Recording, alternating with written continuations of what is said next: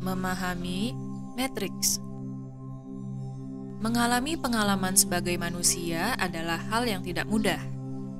Banyak jiwa yang sebelum terlahir ke bumi tidak mengetahui bahwa pelajaran di sekolah bumi akan begitu sulit dan menantang. Sebelum turun ke bumi, semua jiwa sudah membuat perencanaan tentang perjalanan yang akan mereka lakukan di bumi bersama pemandu roh mereka. Masing-masing jiwa memilih petualangan hidup yang membantu mereka bertumbuh sesuai dengan karma yang mereka bawa dari kelahiran sebelumnya. Jiwa kita membuat perjanjian dengan jiwa yang lain untuk saling mengingatkan saat mulai bersekolah di bumi. Karena ketika berada di sekolah bumi, kita tidak memiliki ingatan akan siapa diri kita yang sebenarnya.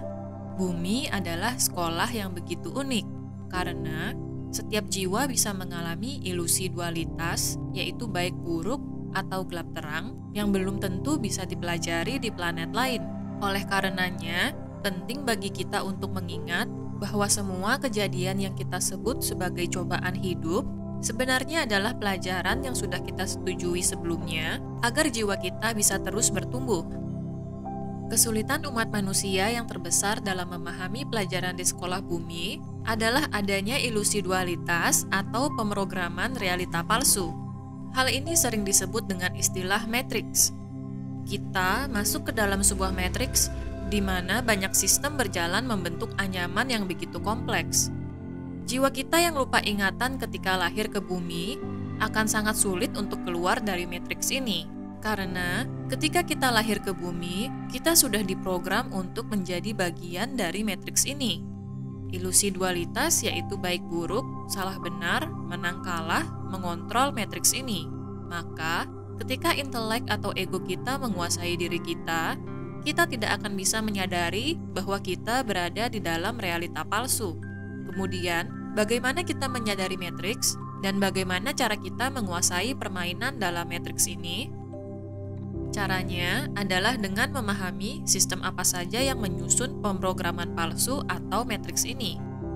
Hal ini mungkin akan sulit dipahami bagi orang-orang yang belum mengalami kebangkitan spiritual, dan tidak jarang mereka akan memberikan label untuk kesadaran akan matriks. Yang perlu dipahami, rekan-rekan memiliki kehendak bebas untuk menyaring segala informasi yang diterima ketika belajar bersama sekolah jiwa. Jadi, selalu gunakan kebijaksanaan rekan-rekan ketika menerima materi dari sekolah jiwa. Dapat kita lihat bersama pada video, yaitu gambar piramida matriks. Sistem dari matriks yang pertama adalah unit pekerja yang berada pada piramida paling bawah. Mereka adalah populasi umat manusia yang berada pada tatanan paling bawah matriks ini. Pola pikir yang mereka miliki adalah mengikuti konsep yang diyakini oleh kebanyakan umat manusia sebagai kenormalan, yaitu sekolah, bekerja, menikah, memiliki anak, pensiun, kemudian mati. Skenario ini diyakini sebagai kebenaran bagi kebanyakan umat manusia, maka mereka akan merasa ketinggalan ketika mereka tidak menjalani konsep tersebut. Orang-orang yang berada pada kesadaran ini sangat mudah untuk dimanipulasi oleh media dan pemerintah. Mereka berpikir bahwa pemerintah adalah penyelamat kehidupan mereka. Maka, tidak jarang mereka akan sangat mengikuti perkembangan politik karena mereka yakin salah satu partai akan membawa kehidupan mereka ke taraf yang lebih baik. Sistem yang kedua adalah kontrol populasi dunia. 4 fondasi utama dari sistem kontrol ini adalah agama, pemerintah, pendidikan, dan media. Sistem kepercayaan atau agama pada awalnya memiliki tujuan untuk memberikan jalan bagi umat manusia keluar dari ilusi dualitas. Namun, seiring berjalannya waktu, akibat intelek atau ego, umat manusia kemudian menjadi korup dan menggunakan agama sebagai sebuah sistem untuk mengajarkan konsep mengenai surga neraka dan penghakiman. Fiksi keberadaan adanya surga dan neraka disebarluaskan untuk menakut-nakuti umat manusia agar berada dan melaksanakan ajaran-ajaran agamanya. Banyak aturan dan larangan yang tidak mendasar ada pada ajaran agama. Bagi unit pekerja, agama adalah ego yang membuat mereka merasa relevan untuk tetap berada di dalam matriks. Hal ini membuat mereka merasa memiliki identitas dan berada di kelompok yang sama, sehingga mereka merasa lebih kuat. Banyak agama juga kemudian melakukan penghakiman atas nama Tuhan kepada pengikutnya.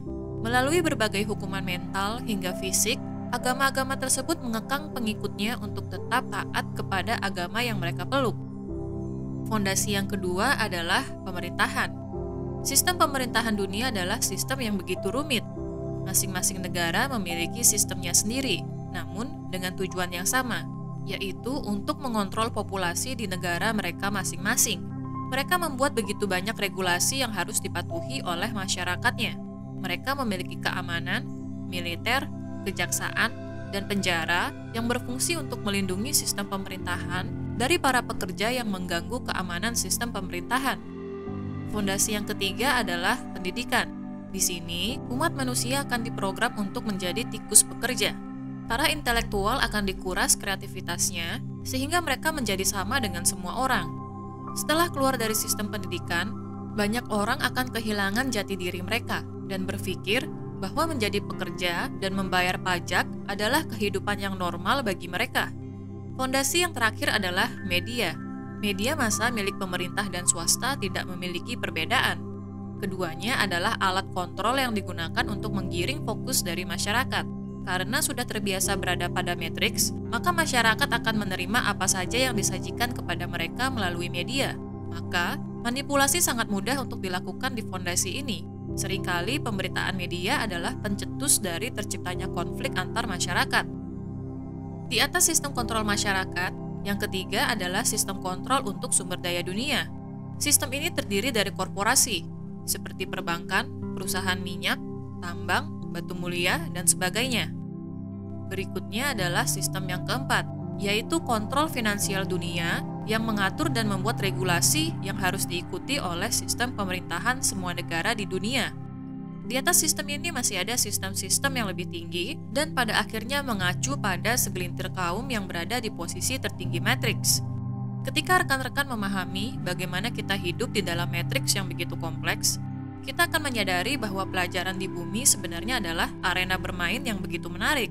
Kita tidak seharusnya menganggap segala hal sebagai sesuatu yang begitu serius. Dengan menyadari matriks ini, hendaknya kita mampu menguasai diri kita sehingga tidak terbawa arus dari permainan.